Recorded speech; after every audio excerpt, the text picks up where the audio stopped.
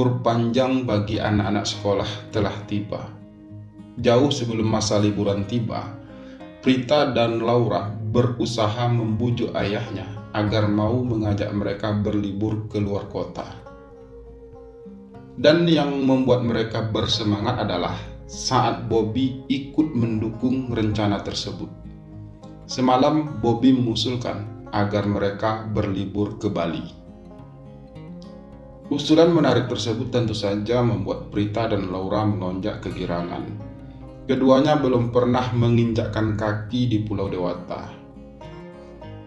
Mereka memang jarang sekali pergi liburan. Jika pergi berlibur, paling-paling hanya ke kebun binatang. Pergi ke Bali merupakan pengalaman pertama bagi Prita dan Laura. Oleh sebab itu, kedua gadis itu merasa antusias menyambut liburan kali ini. Sementara itu, bagi Bobby dan Didi mempunyai makna yang lebih dalam. Tempat wisata itu menyimpan memori tersendiri dalam perjalanan panjang kisah cinta mereka. Benih-benih cinta mereka bersemi di daerah eksotik tersebut. Bahkan, mereka mengikat kisah cinta itu dengan sepasang cincin emas dengan tulisan 2512DD. Tapi demi menjaga perasaan kedua putrinya, Didi dan Bobby sengaja tidak mengenakan cincin tersebut. Bobby takut Prita dan Laura akan mencurigai hubungan mereka. Fajar telah menyingsing. Prita dan Laura telah bangun dan segera mandi dan membereskan kamar masing-masing. Koper-koper mereka telah disiapkan Biinah di garasi dan siap diangkat ke dalam mobil. Didi pun sudah bangun dan sedang duduk santai sambil membaca koran. Secangkir kopi hitam setia menemaninya menghabiskan kata demi kata dalam terbitan koran hari ini. Sementara itu, Bobby tampak sibuk menghubungi sekretaris kantornya. Ia ingin memastikan segala akomodasi perjalanan mereka telah selesai diurus. Arti liburan kali ini bagi Didi dan Bobby adalah untuk menyegarkan kembali cinta mereka. Mereka berdua pun tak kalah girangnya seperti Prita dan Laura.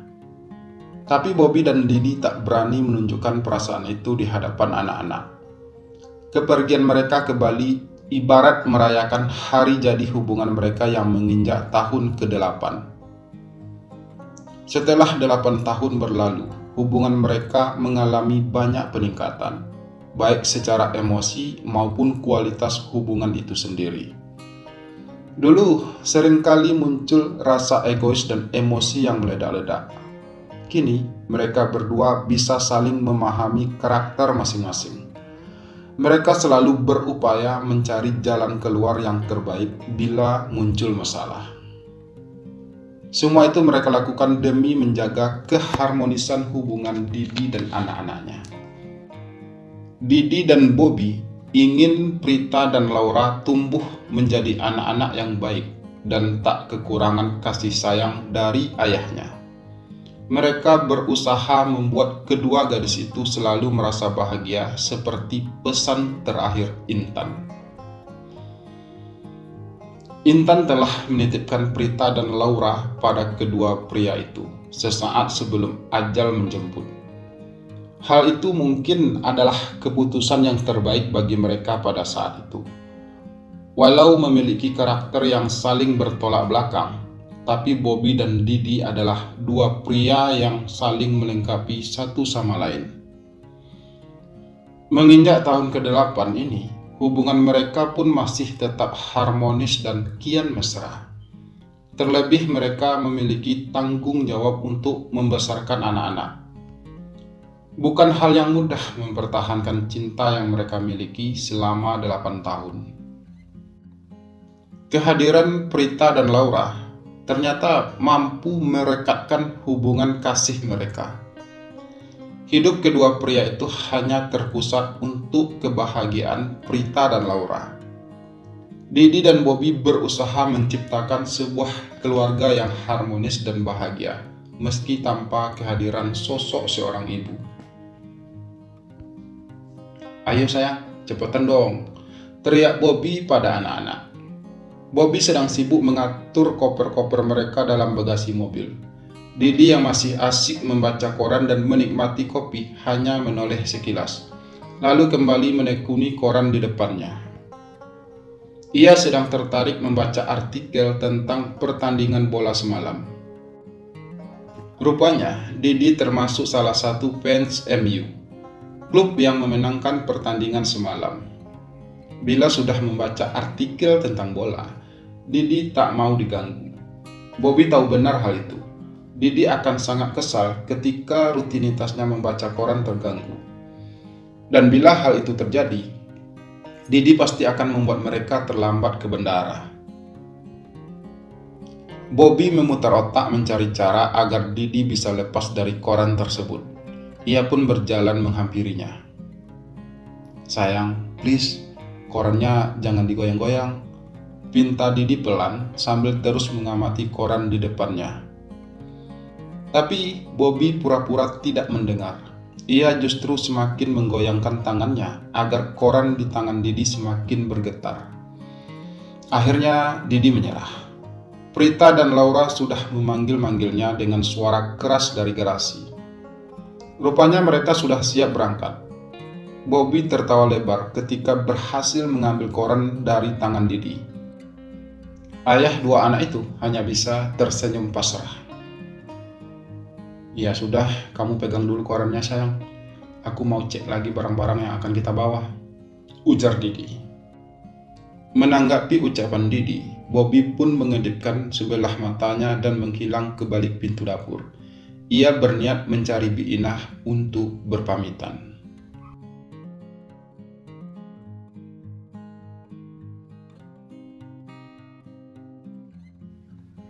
Perjalanan menuju Pulau Dewata, Didi, Bobby, Prita, dan Laura berjalan lancar.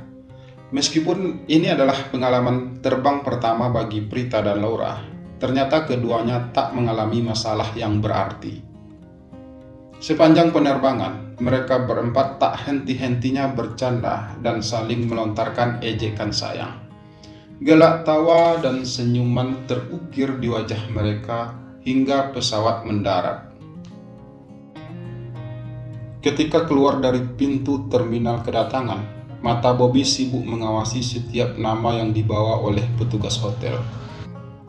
Ia mencari-cari tulisan yang bertuliskan namanya di antara deretan petugas hotel yang menghadang para penumpang di pintu keluar. Akhirnya, mata Bobby tertumbuk pada seorang pria berbaju khas Bali warna krem dan putih lengkap dengan bunga kemboja terselip di telinganya. Sebuah topi khas Bali yang menutupi hampir seluruh kepalanya. "Selamat siang Pak, nama saya Bobby, Bapak dari Hotel Komaneka Ubud?" tanya Bobby sopan. "Betul Pak, saya Made Surya, mari saya bantu bawakan kopernya," jawab Made yang dengan gesit mengambil alih troli yang didorong Bobby.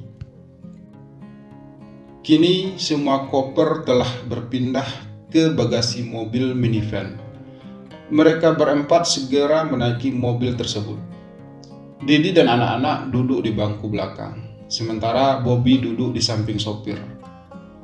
Sambil mengendalikan setir mobil jemputan, Made menjelaskan kepada Bobby bahwa jasa penjemputan ini juga bisa digunakan untuk mengantar mereka untuk ke tempat wisata yang ingin mereka kunjungi.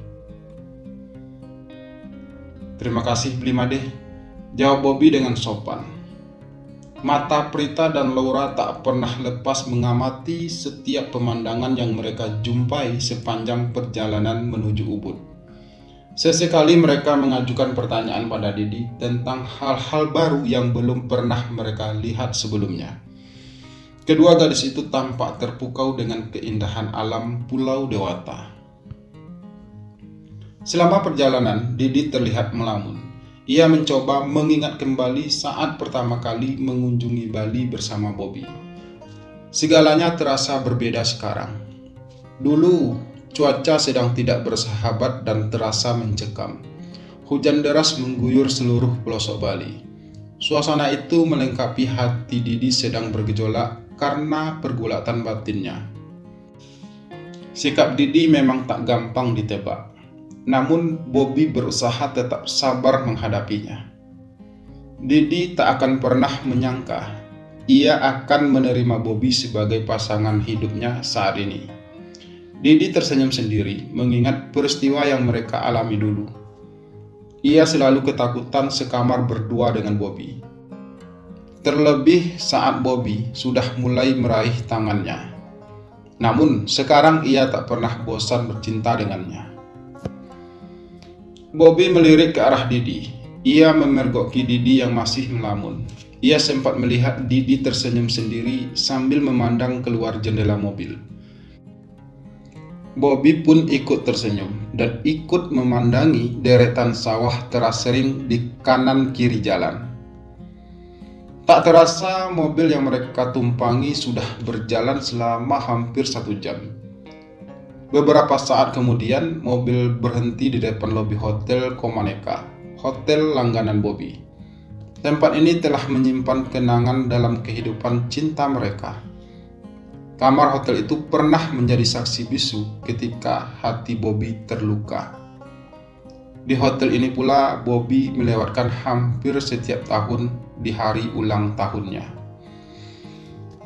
Bobby telah memesan 2 buah pila untuk mereka berempat.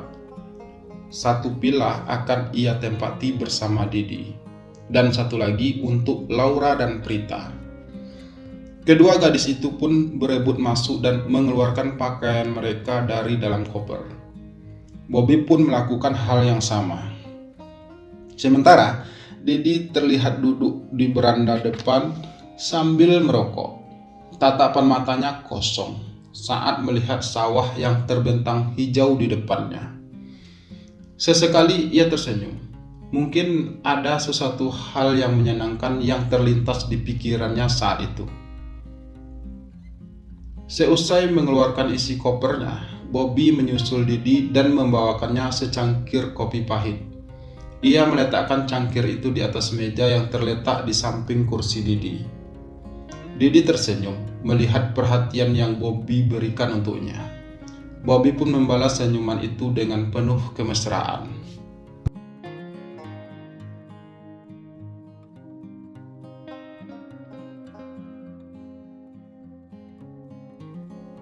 Daripada bengong, mending ngopi dulu, ucap Bobby sedikit mesra. Makasih ya sayang, jawab Didi seraya melirik ke arah pila anak-anaknya. Ia takut Prita atau Laura sedang berkeliaran di sekitar mereka dan mendengar percakapan mesranya dengan Bobby. Di sore ini kita ajak anak-anak nonton kecak yuk, mereka pasti suka, ajak Bobby seraya meletakkan tangannya di atas paha Didi. Didi hanya menganggukkan kepalanya dan tersenyum. Arti senyuman itu sangat mendalam karena Didi masih terlarut dalam lamunannya. Ia sedang membayangkan kembali masa-masa kebersamaan mereka 5 tahun yang lalu. Prita, Laura, kalian sudah siap? Kita nonton tari kecak yuk. Buruan ya, karena pertunjukan tarinya mulai jam 6.30. Ujar Bobby melalui sambungan telepon hotel. Waktu di Bali lebih cepat 1 jam daripada di Jakarta, jadi kita harus berangkat 15 menit lagi ya. Lanjut Bobby dan menutup pembicaraan mereka di telepon. Tak sampai 5 menit kemudian, kedua gadis itu muncul di depan pintu villa Bobby dan Didi. Ayo om, kami sudah siap berangkat loh. Ayah mana? Tanya Prita sambil melirik ke dalam villa. Ayahmu menunggu di lobi. Kalian lama banget keluarnya sih, jawab Bobby sambil membelai rambut kedua putri Didi itu. Kameranya nggak lupa kan sayang? Ujar Bobby mengingatkan Prita. Siap om, jawabnya singkat, seraya mengangkat tangannya ke atas kening, persis seperti upacara bendera yang sedang memberi hormat. Karena masih ada cukup waktu, Bobby memutuskan mengajak anak-anak makan malam dulu. Perut mereka hanya terisi kue-kue kecil dalam penerbangan tadi. Bobby meminta sopir yang mengantar mereka malam itu menuju salah satu kafe dekat hotel. Dalam hati, Didi sudah bisa menduga tujuan mereka kali ini. Benar saja. Nama bertuliskan Kafe Cinta terpampang jelas di depan mata. Sepertinya Bobby sengaja membawa Didi bernostalgia ke tempat-tempat yang pernah mereka kunjungi dulu. Ketika tiba di depan pintu masuk, Didi termenung sejenak. Namun ia segera mengubah sikapnya tak kala menyadari Prita sedang menatapnya dengan penuh tanda tanya. Didi melemparkan senyum ke arah Prita untuk menghilangkan kecurigaannya. Matanya mulai menelusuri daftar menu yang tersedia. Suasananya enak banget ya, tukas Laura tiba-tiba. Didi menoleh dan memeluk putri bungsunya dengan haru. Dulu ia tak mampu memberikan kesenangan seperti liburan kali ini untuk anak-anaknya. Oleh karena itu, Didi berusaha keras agar Prita dan Laura menikmati liburan kali ini dengan penuh keceriaan. Kamu senang ya sayang? Ayo sekarang bilang terima kasih sama Om Bobby. Dia udah ajak kita semua liburan di sini, ujar Didi dengan lembut. Dengan malu-malu, Laura menuruti permintaan ayahnya. Makasih ya Om, Laura senang banget, ucap Laura pelan.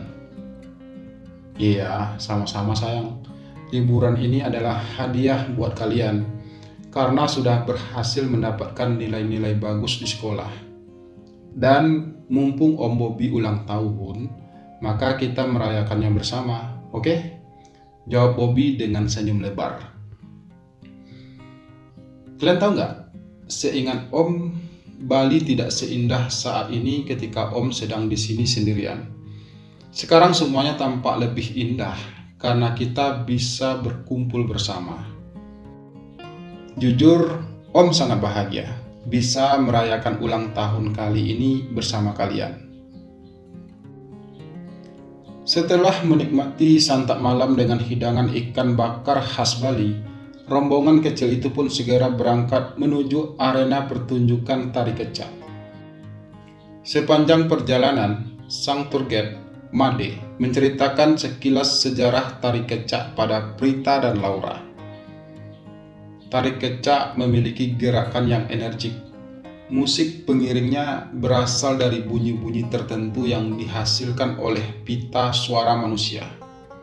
Kalian pasti tertarik saat melihatnya nanti.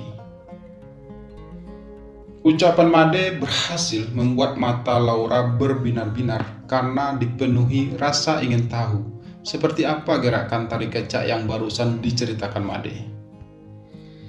Ketika mereka tiba di arena pertunjukan, pagelaran tarian khas Bali tersebut sudah hampir dimulai.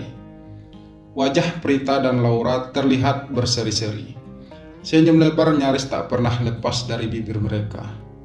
Kedua gadis itu tak henti-hentinya bertepuk tangan dan menjepretkan kamera ke arah para penari kecak. Usai pertunjukan, Prita dan Laura tak bosan-bosannya membahas gerakan tari kecak yang baru saja ditontonnya. Sesampainya di depan lobi hotel, tiba-tiba Prita mengungkapkan keinginannya untuk menjelajahi daerah Monkey Forest. Entah mengapa rasa kantuk yang menderanya mendadak hilang ketika melihat kerlap-kerlip lampu yang menghiasi deretan kafe-kafe di pinggir jalan. Wilayah Ubud memang tampak sepi menjelang pukul 8 malam. Namun suasana Ubud tetap terasa romantis dengan deretan kafe-kafe yang berjajar di pinggir jalan. Kafe-kafe tersebut tetap buka hingga larut malam menunggu pelanggan setianya singgah. Mendengar permintaan Prita barusan, Bobby pun tergoda untuk menemani Prita jalan-jalan. Keduanya memang memiliki banyak kesamaan minat. Bobby juga menikmati kerlap-kerlip lampu kafe. Suara hingar-bingar terdengar cukup keras dari alunan lagu-lagu berirama cepat yang sengaja disetel oleh beberapa pemilik toko. Suasana malam di Ubud mampu menghadirkan atmosfer yang menyenangkan bagi setiap turis. Setelah puas menjelajahi jalan Monkey Forest, Bobby dan Prita sepakat untuk segera kembali ke hotel. Mereka sudah terlalu lelah untuk meneruskan acara jalan santai pada malam itu.